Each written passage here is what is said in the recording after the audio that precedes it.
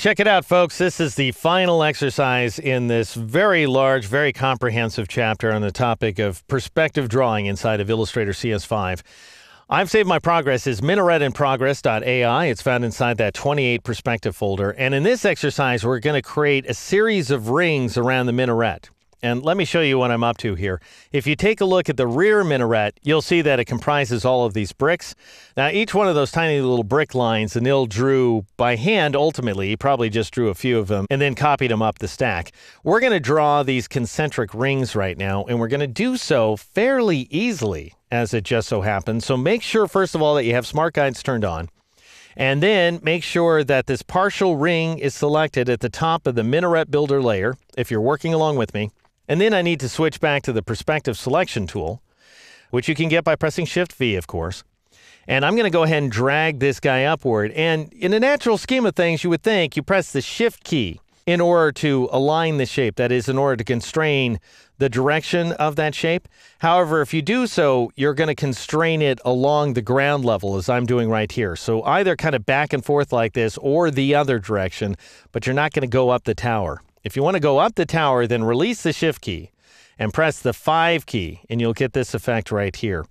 And we're looking for a dy value of approximately 50. So I might not be zoomed in far enough to pull this off. So I'll go ahead and undo and zoom back in here.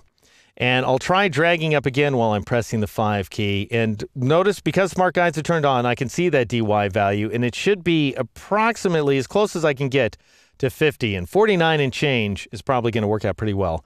And then press and hold the Alt key, so you create a clone. That would be the Option key on the Mac. So you've got both 5 and Alt down on the PC, 5 and Option down on the Mac, and then release. And that's it.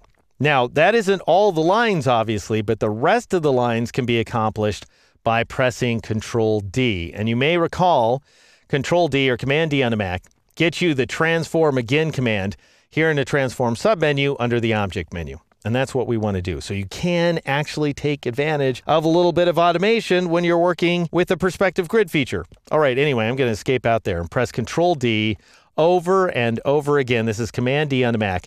And if you find that a little tedious, which you will, then you can press and hold Control-D or Command-D on the Mac, and it'll just kind of do its thing. But don't press and hold the keyboard combination for too long. In fact, you might want to take a break toward the top and just make sure that you're not going too far, because it's easy just to shoot beyond the top of the tower. And I did it. Look at that. It went ahead and completed those concentric rings in perspective. So this is another example of where the perspective drawing feature here inside of Illustrator pays off in spades. This is awesome. So I'm going to go ahead and hide the grid by clicking the close box inside the little widget. And I'm going to go ahead and adjust my screen here as well so that we have the most pleasing version of this piece of artwork. All right, folks, and there you have it in just 20 movies. Everything you need to know about perspective drawing here inside Illustrator CS5.